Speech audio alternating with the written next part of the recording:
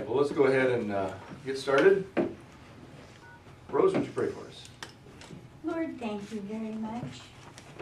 Thank you that you are the true God, the Lord of Lords, the King of Kings, the great I am. Thank you that you know everything, that you can be everywhere all the time with everyone, and thank you that you're with us. Thank you for your word. Thank you for our pastor. Thank you for our fellowship. Thank you for this time together. Thank you for all that you're doing, all that you've done, and all that you're going to do. In Jesus' name, amen. Amen. Well, we start tomorrow in Joshua.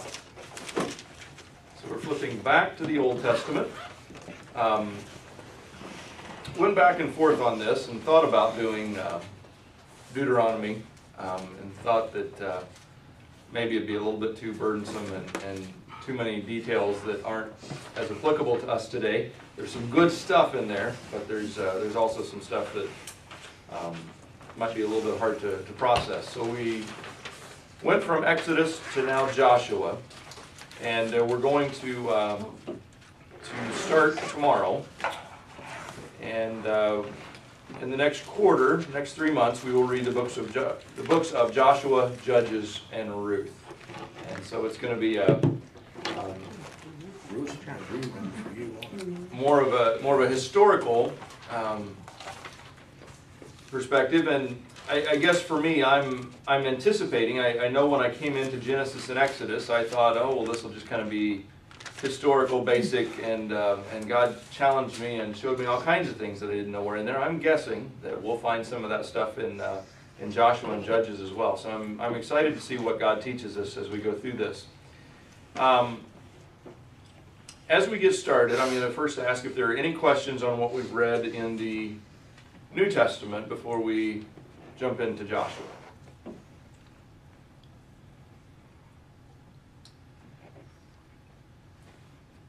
Questions on 1st or 2nd Peter? Okay. Well, Joshua is going to pick up basically where we left off in the book of Exodus. The book of Exodus brought us up to the edge of the Promised Land, and now they're going to take the land. There's a 40-year time period where they didn't do what they were supposed to do, and so they had to wait 40 years. Only 2 of the adult males that were a part of the decision to not do what they were supposed to do are going to be a part of this this entrance into the Promised Land. And it's going to be an interesting journey as they cross the river, as they come into the Promised Land. What do you think the first thing that they would need to know when they're crossing that river? What do you think the first thing they would need to know would be? How deep it is. How deep? Okay, I'm talking about for when they get on the other side, but that'd be a good idea. What's over there? How deep's the river? That's a good question. What's over there? Or what dangers are facing? what dangers are over there? Yeah, what's over there? Is it important to know what's over there, or is it important to know who's going with you? From our perspective, it's I would who's say going both. with us, who went before us. In today's culture, it's definitely both. Now, they had one time previous sent spies into the land. What was the result of that journey when spies went into the land? They were giants. They were giants. They were scared. 10 of them were fraidy cats, and only 2 of them were like, hey, we can do this, let's go do it.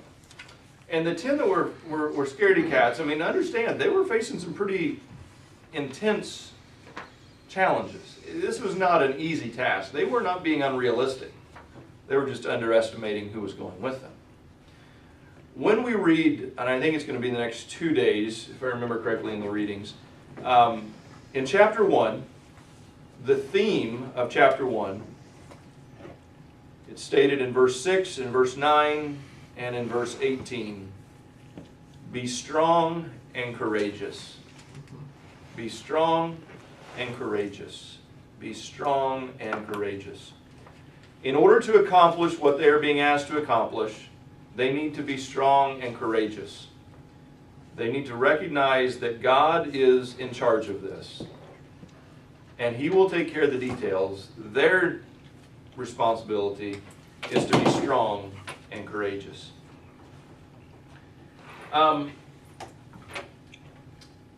Who wrote the book of Joshua? Joshua. Joshua? Or Phineas the high priest. Phineas. Okay. It said the ending may have been written by Phineas. Okay. The ending possibly. The ending, yeah. Okay. One theory, there are many theories actually, and none of them are very conclusive. One theory is that Joshua himself wrote the book. But there's a phrase that shows up in this book 12 times, to this day. The memorial stands to this day. And that phrase is used 12 times. That kind of indicates that maybe it wasn't Joshua that wrote the book, doesn't it? To what day were they referring? To this day, what day? To When- what day were When Joshua writes this, we don't know. But when Joshua would, if Joshua would have written this, I like pepperoni, please. If Joshua would have written this, what happens at the end of this book? He's gonna die. they? Died. Joshua's going to die. So would he know about what would stand to this day? That's an interesting question, isn't it? Those who believe that Joshua wrote this, basically it was the Jewish rabbis who said, hey, Joshua wrote this book. And that's kind of been their belief all along. The Old Testament canon, do you remember how the Old Testament canon was developed? What books were included in the Old Testament? Verse 5. That was verse 5. First 5, the Pentateuch, the Torah. That's been very basic from the beginning of the nation of Israel. But how did the other books, such as Joshua, how did these books get gathered together? How did they determine which books would end up in the Bible and which books wouldn't? A group of people meet and decide. Group of people meet and decide. That's what happened with the New Testament.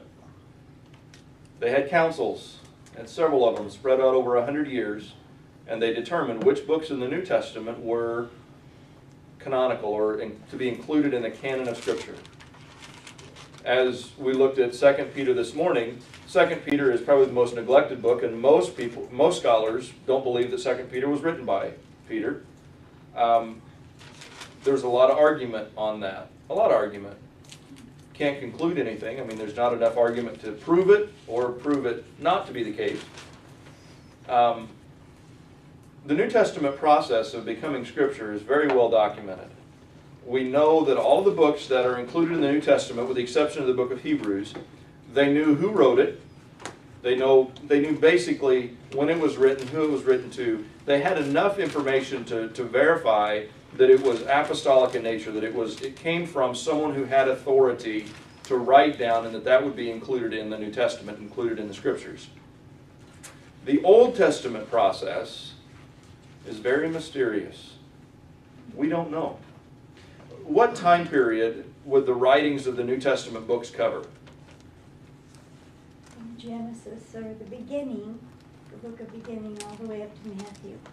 Okay, and It's if over we... the 400 some years. Okay, there were 400 silent years between the Old Testament and New Testament. The first 5 books, we believe, were written by Moses at the time of the Exodus. How much time do we think was between Moses and the New Testament? 2,000. 4,000? Not quite. About 1,400 years. About 1,000 years, or 1,300 to 1,500 years, depending on who you talk to or who you look at. A book that is written over 1,000 years. I mean, think about this. The New Testament was all written within a 60-year period, which was a long time. I mean, think about this. If you were, Jack, how old are you? 73. 73. So when you were 13, you started writing a book, and yesterday you finished it. That's a long time, isn't it? But that's the story of the New Testament. It was written over a period of about 60 years, from the death of Christ to the book of Revelation, which was given when John was about 100 years old. So about 60, 70 years, somewhere in that range. That's a long time.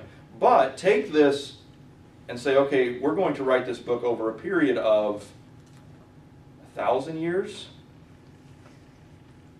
How do you keep track of who wrote what and when it was written? That becomes very complicated. Was Israel able to establish a national library where they kept all the books and verified that everything was authentic and nobody was ever allowed in there? No, and God didn't even instruct them to do that, did he? No, he didn't. Never.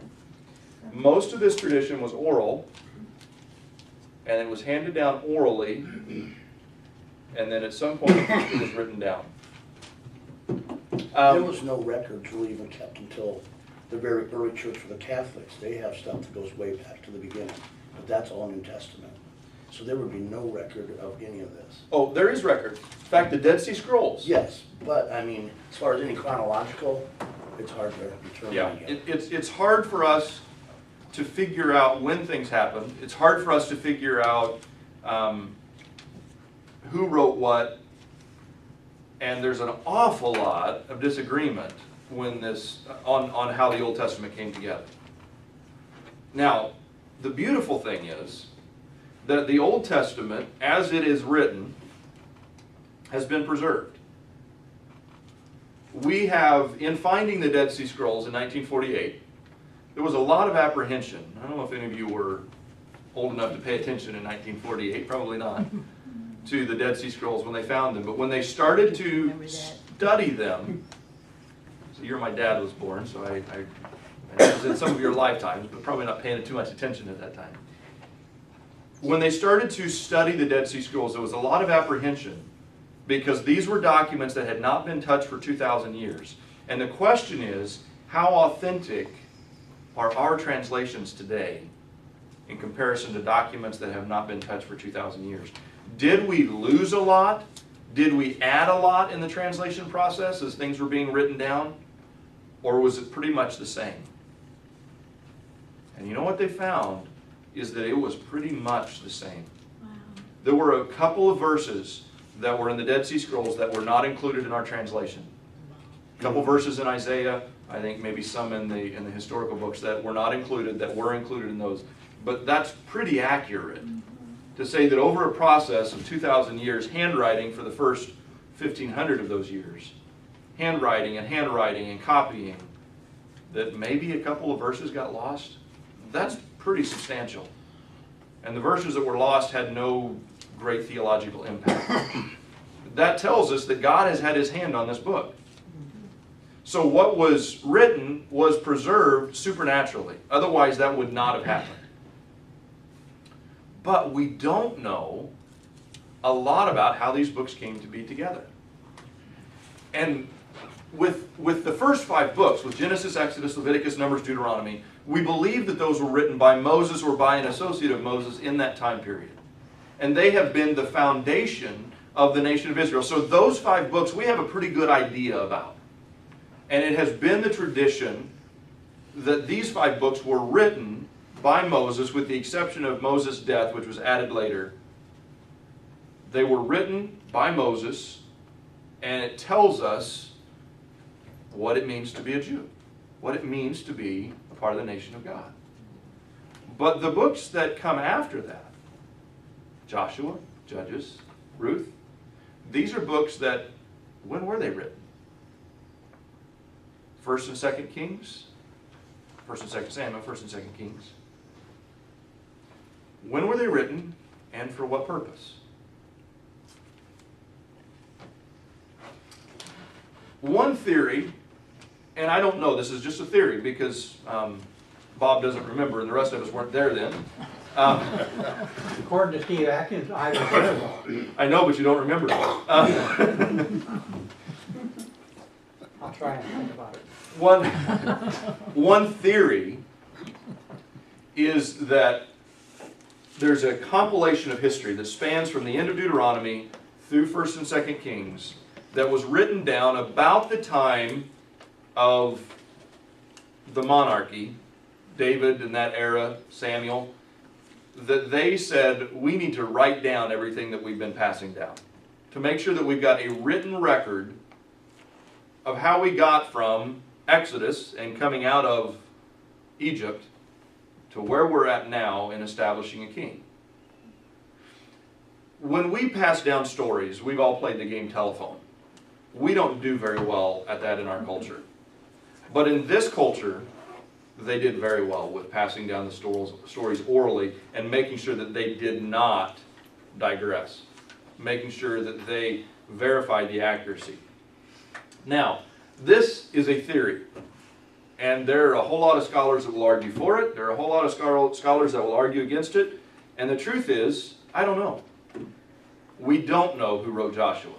Based on the fact that it says 12 times, to this day, this monument stands to this day, or to this day, that's where such and such happened. It makes us question whether Joshua himself wrote it, but we don't know. This theory would say that the events were written about 800 years after the events would have taken place. Now that gives us a little bit different perspective on, okay, would they have remembered every single date? Oh, by the way, there was no calendar that we recognized then. So trying to put the details together of this book becomes a little bit challenging. As far as the authorship, there is no conclusive answer. I know our study Bibles will tell us that this was how it happened. The truth is that there's no conclusive answer. We don't know for sure that Joshua wrote it. We don't know that he didn't write it. We don't know if some people think that Samuel had a hand in bringing this together as Saul was inaugurated as king, that they tried to put this history together to say we want to know where we came from so we don't go back there, blah, blah, blah. But we don't know. It's speculation. The Old Testament canon, the way that they determined which books were kept and which books were not kept was not a process of councils where they sat down and talked about it, but it was based on which books survived. Over 1,000 years, as books were passed back and forth, which were the books that were kept? And which books were discarded because they felt like they just served no purpose? They didn't really make it. What are some, we can talk about this with songs, we can talk about this with books. You know, there are certain books that are written that just are timeless classics, aren't there, in our culture? What are some of the timeless classics of our culture? Gone with the Wind. Pilgrim's Progress. Pilgrim's Progress? I didn't hear what you C.S. said. Lewis, a lot of C.S. Lewis stuff. A lot of C.S. Lewis stuff? Tom Sawyer, Tom Sawyer? Yeah. Huckleberry Finn. Now you're all talking about books that are 100 to 150 years old. Mhm. Any books that are older than that? Jane Eyre. Jane Eyre? Always Jane Eyre. I don't know. Pride and Prejudice. Pride and Prejudice? Les Mis. Les Miserables? What about older? I haven't read them. Shakespeare. Shakespeare? Shakespeare. Shakespeare's a good example for Yeah. us. Because Shakespeare, 1600s, 2000s, and most colleges get a liberal arts education. You're going to have to study Shakespeare. Most high schools, you're going to have to read some Shakespeare. Charles Dickens. Charles Dickens? Who wrote Dante's Inferno? Yeah. Yeah. I'm not sure. Dante. No. Who's in Grant's tomb? Is Lincoln in his? No. Yeah, there you go. But aren't there some books that some Bibles have, you know, you don't? There's a lot of weird things I've never heard of. Yeah, What religions do that have a different Bible from us? the Roman Catholic Church has Okay. the Apocrypha, which they include books that we do not consider to be Scripture. I thought. And a part of that, there has been a process of narrowing those down. But what survived is what was deemed to be authoritative. The books that survived over that 1,000-year period, or that 1,400-year period, were the books that were deemed to be authoritative. These were the ones that survived. If they weren't authoritative, if they were not inspired by God, then they weren't copied after 100 years or so. Think about that with songs. We've transitioned in our culture to more of a contemporary worship, but there are some hymns that we fall back on. What are some of those hymns that we fall back on? Amazing Grace. Amazing Grace. When was Amazing Grace written? Back in the slave years. Yeah. Yeah. The On, 1700s? 18, Probably in the early 1800s. What was 1700s. 1700s. 1700s. What are some other songs that we look How back Great on? Thou Art. Yeah. How Great Thou Art. When was that written? I have no idea. Actually, Martin early Luther, 30s or Martin 40s. Luther. early 1900s. That one's not as old as we thought. I thought that was an old song, and I looked it up, and it Me wasn't. too. That was one that the Billy Graham Crusades made very popular, but it wasn't that old of a song. Somebody said Martin Luther songs. A mighty fortress is our God. Yeah. Mhm. That's an old one. When was that one written? 1700s or early? 1500s. 1500s. So that's an old song. Church is one foundation. Church is one foundation. The old rugged cross. That was very good. Pinky swear. I think the old rugged cross is 1940s, but I'm not sure. I have to get out of him. But here's what I want us to understand. The books that had, or the songs that have value. Do you think that the songs that we sing are the only songs that they sang?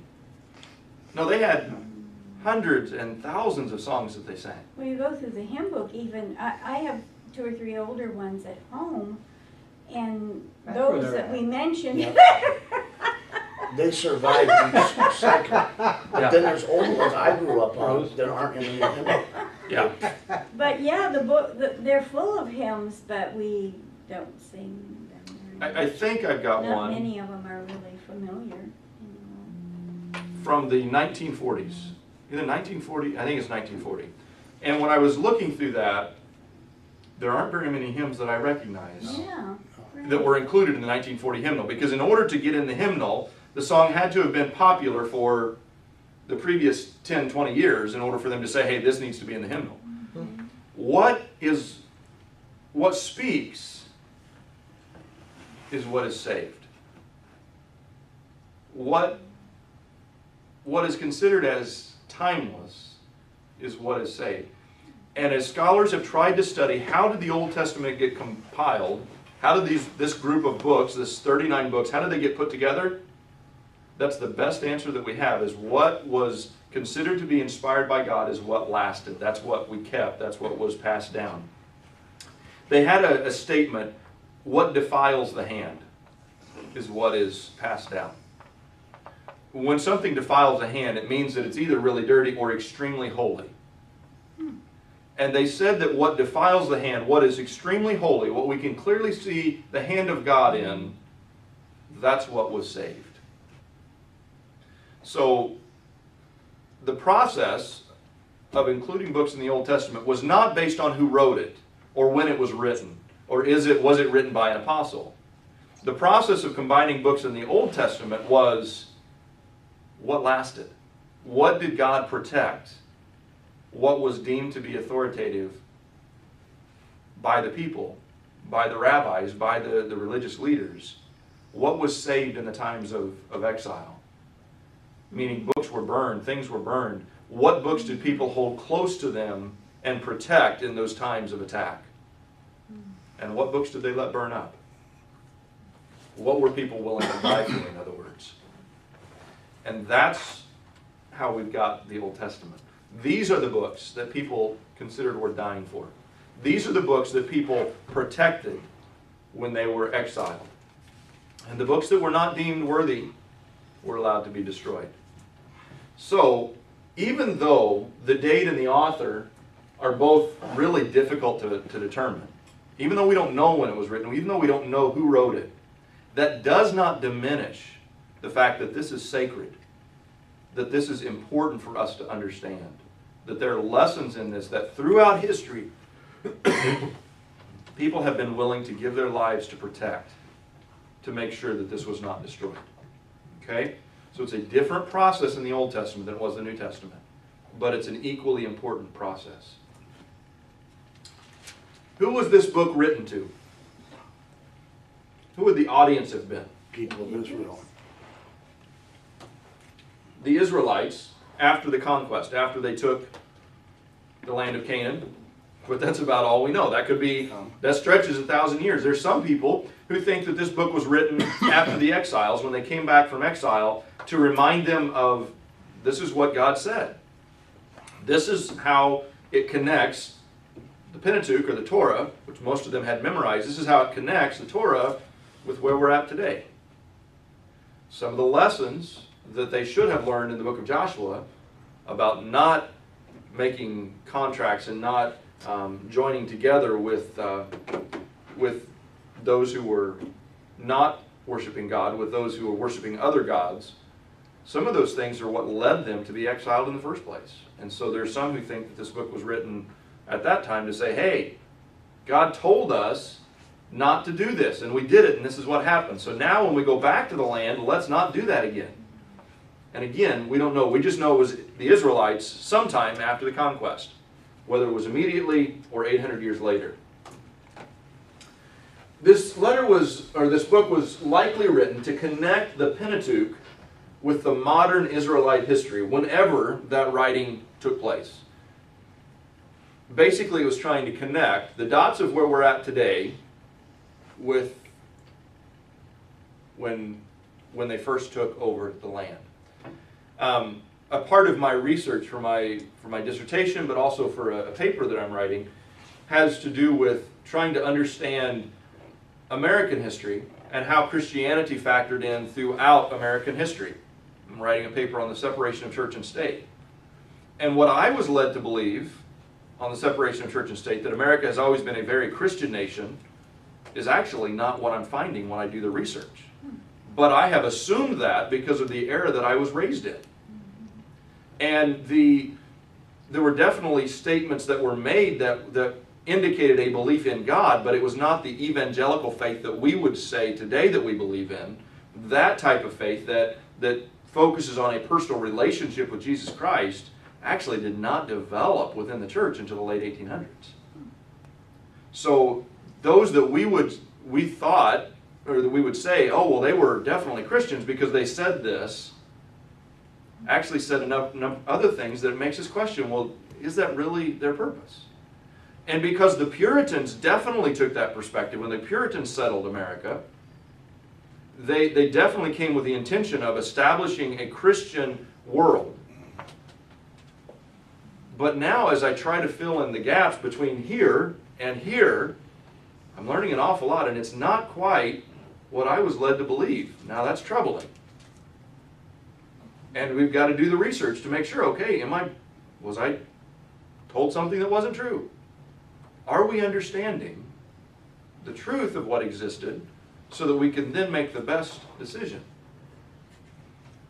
And that's a lot of what this book probably was working to accomplish. Okay, so we understand that our heritage, the Israelite people, left Egypt. And we understand that right now, we're in a position of coming back from exile, or we've just elected a king. What happened between here and there? Let's write this down. We've heard stories, let's write it down. Let's confirm it. Because what happens if you don't have it written down is that all kinds of stories spring up, and it becomes something that it wasn't really. And it's important to have the facts written down so that we can truly understand what happened. And that's why this was most likely written. To connect where they're at, whenever it was written, with the Exodus experience.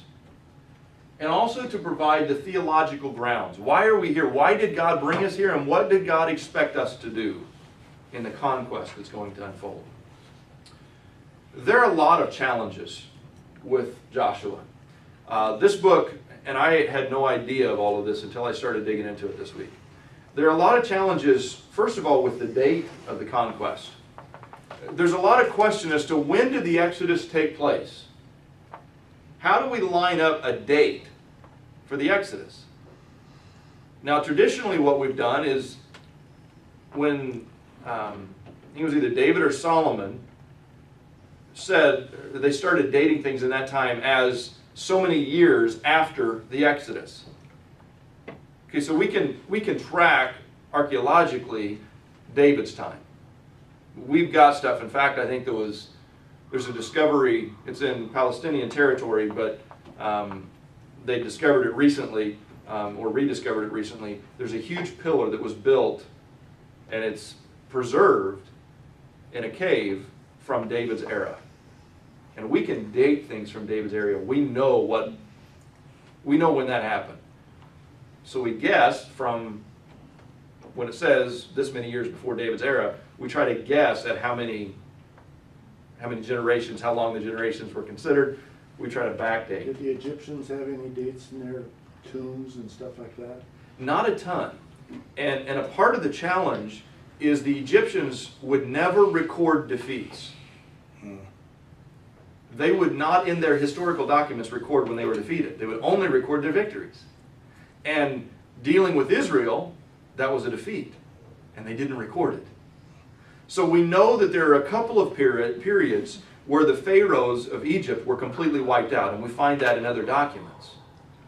We don't know which one of those was the Jewish conquest or the Jewish exodus.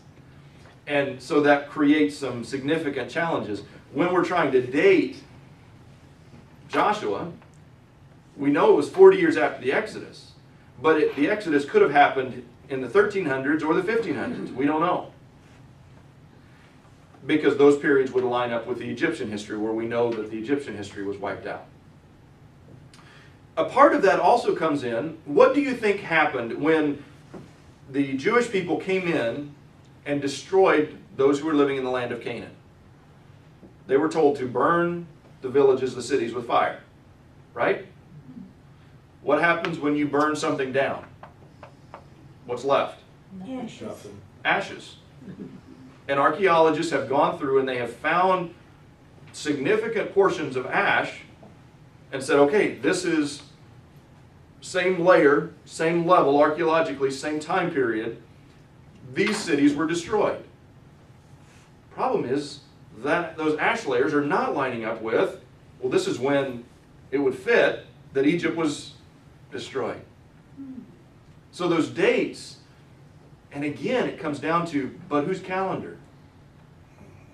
And how are we dating things? What margin of error do we have in these things?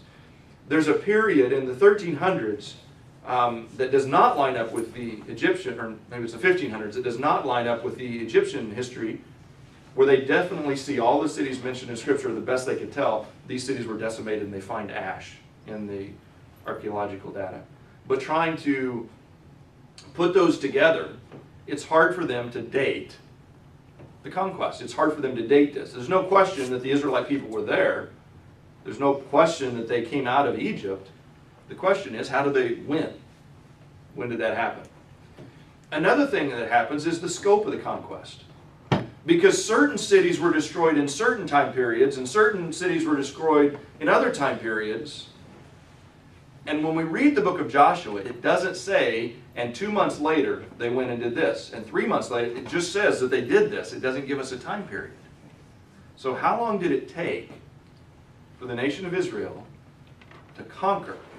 And by the time that we get to, I think it's chapter 12 or 13, when Joshua starts to divvy out the land, he acknowledges that the land is not yet conquered, but his time is drawing near, so he needs to start divvying out the land.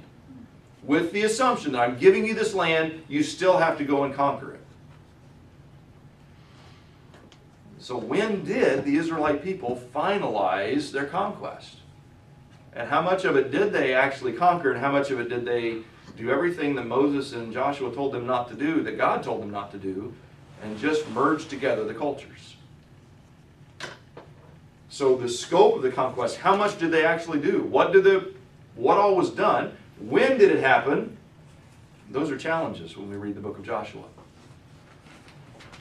Another challenge that we face, and this is a very difficult book for this reason, is the reality of conquest. What does it mean when a nation is conquered?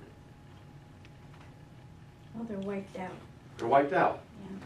That's a challenge, isn't it? A lot of non-Christians have trouble with a loving God, you know, wiping out those people like that. And it would have, At this point, did God say to wipe everybody out, or were they? in different villages, he did, yes. So, was it ethnic cleansing? That's how some people phrase it. And that creates a real challenge. In fact, this is going to be one of the huge challenges when you're talking to people who have some familiarity with the Bible, but don't have a relationship with God, and they don't see where God was coming from. This is going to be a real troublesome spot. Now, part of this has to do with God's judgment, God's wrath. And God is very clear in Genesis. I don't know if you remember reading this or not. When God was giving the land to Abraham, he said, the sins of this people are not yet to the point where they deserve to be wiped out. But there is coming a day when the sins of this people will be such that they will no longer be allowed to live in this land. God makes it very clear in that the reason that they are being wiped out is not because of their ethnic background, but because of their sinfulness. The reason that the Jewish people were told to wipe them out and not to intermarry with them, not to come together, was because their sinfulness they would bring with them, which is exactly what we're going to find out happened. And they're going to try to merge the cultures of a community of God and a community of many gods. And that is, it's not going to work. Not if God's people are going to be a light to the world, to show the world who He is. You cannot have God's community, as He would phrase it, whoring around with all of these other gods. It does not line up. But we see, and there's stories that tell us, that God did not wipe out everyone, but only those whose hearts were hard. We think of the story of Rahab. We're going to read the story of Rahab this week. That's an interesting story, isn't it? The Israelite spies, they send a couple of guys and they go into Jericho. And as they go into Jericho, they go to the home of a prostitute. Now that's a questionable line of thinking. They go into the home of the prostitute. And if you read Rahab's response, this is a powerful thing. After she has sent her people on a wild goose chase, verse 8 of chapter 2, before the spies went to sleep that night, Rahab went up to the roof to talk to them. I know the Lord has given you this land, she told them. We're all afraid of you. Everyone in the land is living in terror. For we have heard how the Lord made a dry path for you through the Red Sea when you left Egypt. And we know what you did to Sihon and Og, the two Amorite kings east of the Jordan River, whose people you completely destroyed. No wonder our hearts have melted in fear. No one has courage to fight after hearing such things. Listen to this. For the Lord your God is the supreme God of heavens above and the earth below. Her statement of belief led to her salvation. It didn't just lead to her salvation. Open up to the book of Matthew. Matthew chapter 1.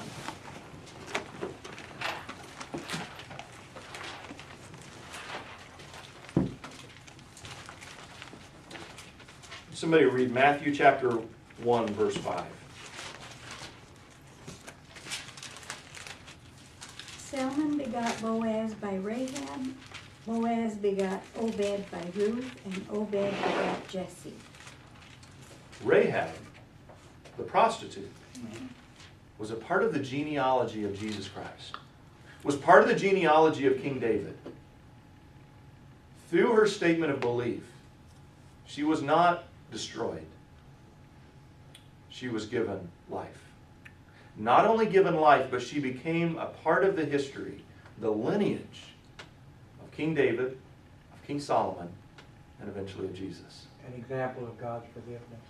A beautiful example of God's grace and forgiveness, completely contrary to the concept of ethnic cleansing. It was a matter of the heart, not a matter of the bloodlines.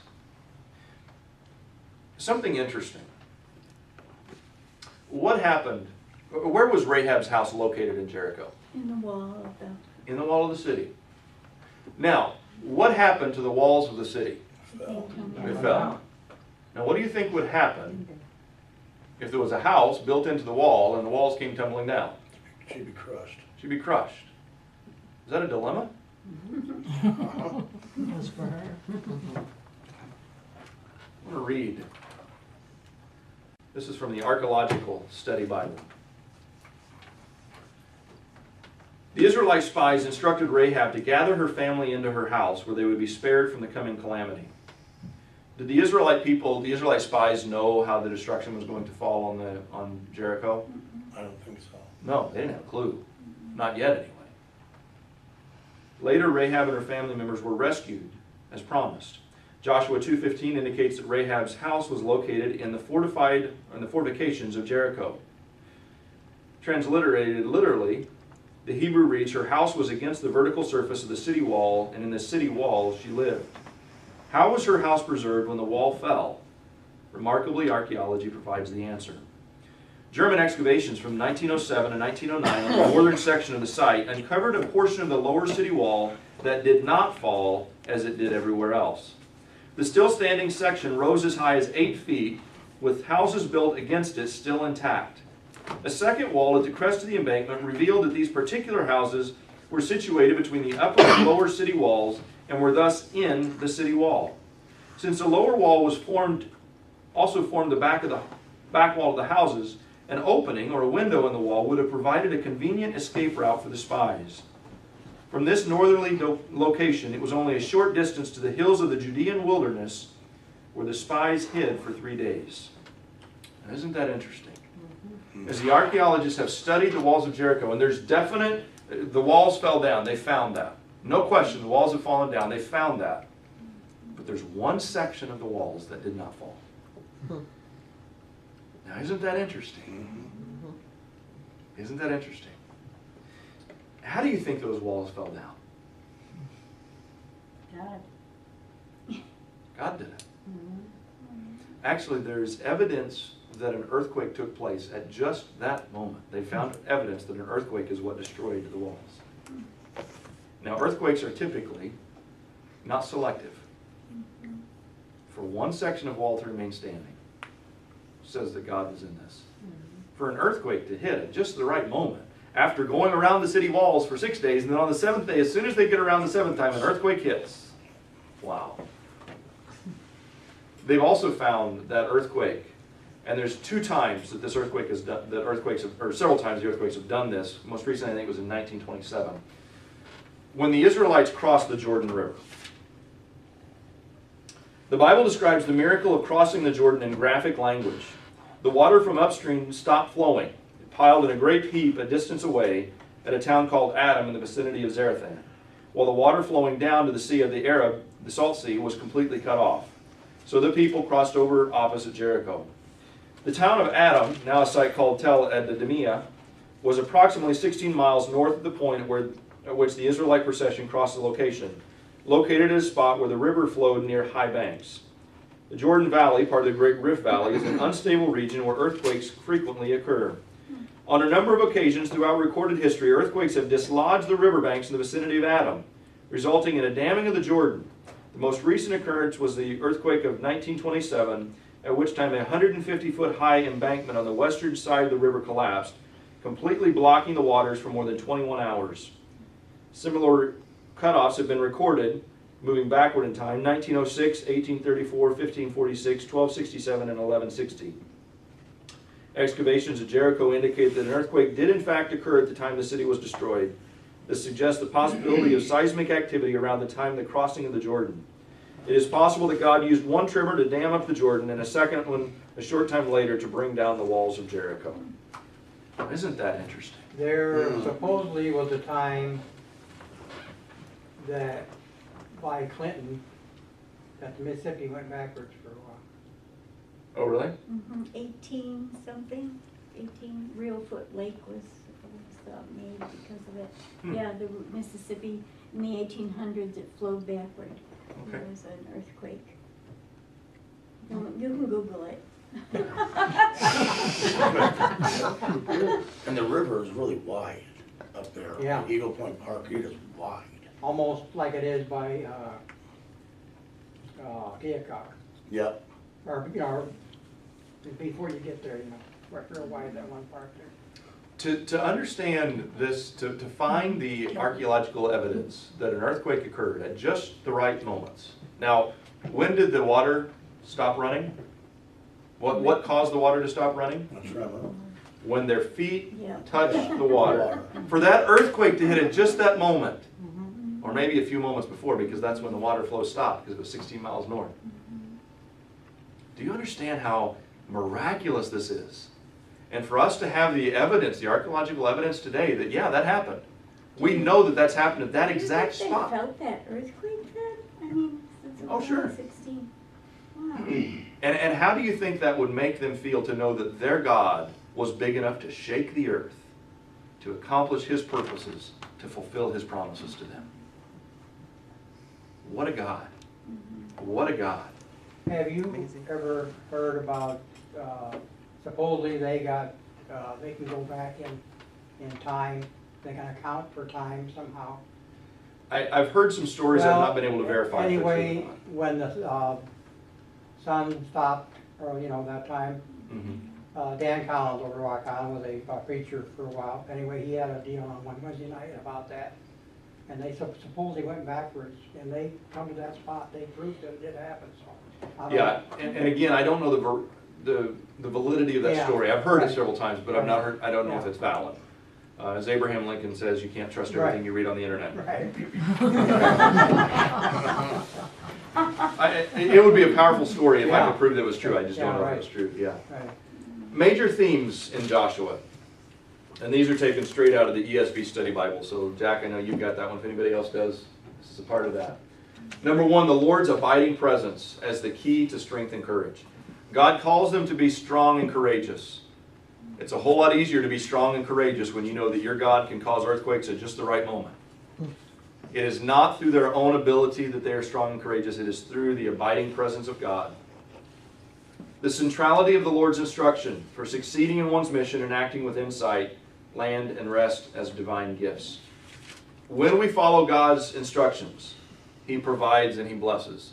Now, it doesn't always happen immediately, but He will bless. The ability of the Lord to save the outsider, for example, Rahab, and the danger of the insider falling away. Just because you are a descendant of Jericho does not mean that you are going to be destroyed. And just because you are a Jew does not mean that you are going to be saved. It depends on the heart. Rahab's heart was right before God. Achan's heart was sinful towards God. Just bloodline alone does not guarantee. The Lord is a divine warrior, and the reality of judgment when iniquity is full, meaning the sinfulness of these nations is what led to their destruction, and God Himself fought against them. The danger of presumption and failure to inquire of the Lord. The Israelites became very confident in themselves as they conquered the land. The story of Ai is a powerful story of what happens when they get ahead of God. The Lord is protector of the covenant. He means what He said. He means what He promised to Abraham and Isaac and Jacob and reiterated through Moses and through the Ten Commandments, through that covenant. He is the protector of His covenant. The unity of the people of God. This is a community. Even though they're now moving from just being absolutely dependent upon God, camped beneath the mountain, they must, as they go out, maintain that community. They must maintain that unity as God's people. The sovereignty of God in giving His people place and rest. He gave them the land of Canaan, and He gave them rest. That was His sovereign gift to them. He was sovereignly providing. And even though it didn't look like it was going to be restful, even though it looked very intimidating, very scary, as they went into the land, God gave them the land and gave them rest, which on their own could not have happened. The faithfulness of God in fulfilling all of His good promises. Again, not necessarily in their timing, but God fulfilled His promises. Remember when they left Egypt, how many days walk was it to get to this place? A few weeks. 17 to 21 days they could have been Oh, I there. thought it was longer. And now, 40 years later, they're getting the land. They could have been there 40 years sooner, but they chose not to. But God is faithful to fulfill His promises. And this again, going back to the Exodus and the plagues, the necessity of removing false gods and worshiping God alone. Turn to chapter 24.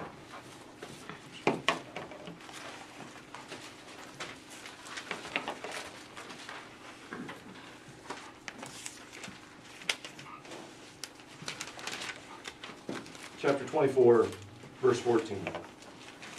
So fear the Lord and serve Him wholeheartedly. Put away forever the idols your ancestors worshipped when they lived beyond the Euphrates River. Who lived beyond the Euphrates River? Abraham. Abraham. He's saying, put aside forever the idols worshipped by Abraham and his family.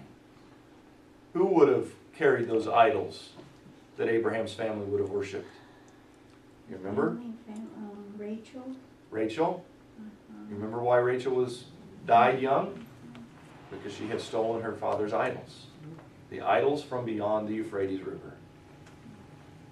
And in Egypt, put away the idols. Remember those worthless gods that could not stand up to the Lord, the God of the Hebrews?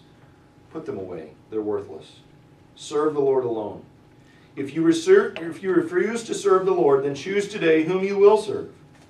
Would you prefer the gods your ancestors served beyond the Euphrates? Or will it be the gods of the Amorites in whose land you now live? But as for me and my family, we will serve the Lord. This is a powerful principle that God needs the Israelite people to understand if they are going to be His people in this land.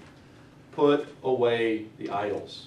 Put away these other gods. They're worthless.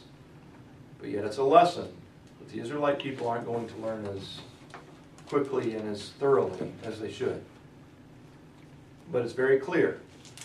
Moses was very clear in saying this as he neared his death. And this is Joshua's last statement before his death. He's saying the exact same thing. Do not serve these idols. Do not waste your time serving idols that can do nothing. Instead, you serve the God that can cause the earthquake at the exact moment when you step your foot in the water. You serve the God who can cause that earthquake at the exact moment when you come around the walls, when you blow the horns after circling the city for 6 days, and on the 7th day circling it 7 times. That's the God you serve, not the idols of the people who were inside trembling with fear. It's going to be a powerful book. And it's going to be a book that's, once again, there's going to be some confusing stuff in here. I'm not trying to gloss that over. There's some hard stuff in this book. But it is a book that tells us again of God's providence, of God's sovereignty, and His love, His faithfulness, and His desire for the people to establish a community that reflects Him in all that they do. Okay?